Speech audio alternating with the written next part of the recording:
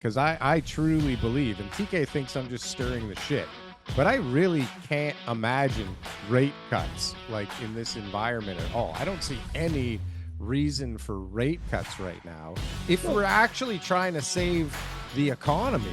My personal take on real estate is that the way we get out of the problem we're in is that it just plateaus for many years and inflation basically catches up. That's where we are. It's not going to crash, not going to go up. It's going to plateau. Interest rates are not going to change very much. This is my personal take. Ron, by the way, disagrees with me wholeheartedly. I tried to get him to Most bet people. Yeah, I tried to bet him. I tried to bet him $200, and he was like, "No, 10,000." I said, I wish. Ron, $200. I'm gonna give you $200 on this. He's like, I don't bet for less than 10,000. I'm like, who am I dealing with?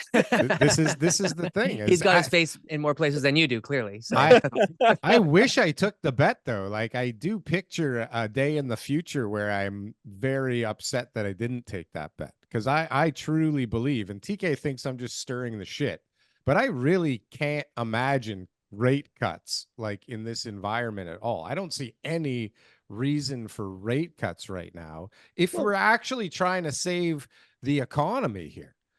Well, a rate cut, I think, is what I bet Ron, what I was trying to bet Ron, but I eventually ended up placing my $200 with Jeremy. The bet that I have with Jeremiah now is that there will be a decline of a quarter point between now and May of next year, but only a quarter point. May of next year? Okay, now we're getting crazy here. What does that quarter point even do? The fuck? A quarter point by May next year? That's a useless Why are they bet, even but teasing us to do that? What? Well, the reason, I'll tell you why. It's because Canada's economy has now revolved almost exclusively around real estate. And so everyone in your orbit, everyone in my orbit discusses real estate, real estate, real estate. But we forget Canada's fundamentals, which is that we are tied to a behemoth south of us. And that behemoth has an agenda that doesn't consider Canadian real estate bubbles, nor do they care about us at all. And they're flying. Their economy is flying. They're doing really, really, really well.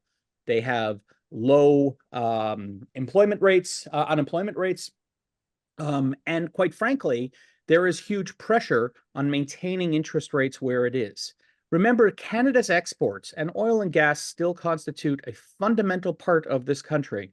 Oil and gas and other exports are predicated upon this interest rate too. And our interest rate becomes an international interest rate when we consider our exports.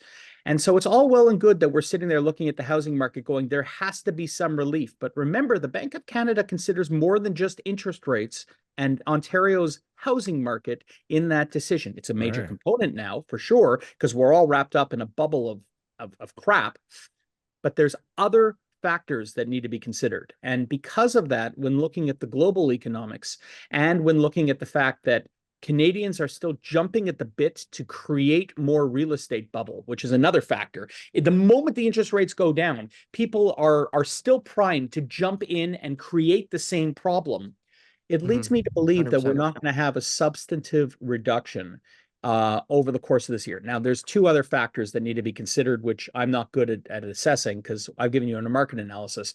But there is very seriously a political analysis too. Both countries, Canada and the US, are about to go through elections. Both have very close calls. Not in Canada's case. Canada's going to be the Liberals are going to be wiped off the map, but they're still going to try. They're going to try every arsenal in their book, which may include something to do with interest rates. The Americans are going to be governed by political decision making as well as we head into next year.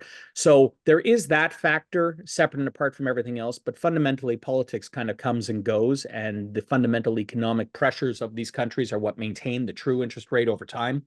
And I just don't see much of a reduction in interest rate over time, despite what your favorite TikToker is telling you about the great prospects coming our way in form of interest rate relief over the coming years. Hey guys, thanks for watching our clips channel. Why don't you go and check out some more clips? We got lots of other good content somewhere over here. Don't forget to like, comment, and subscribe. Boom. That was good.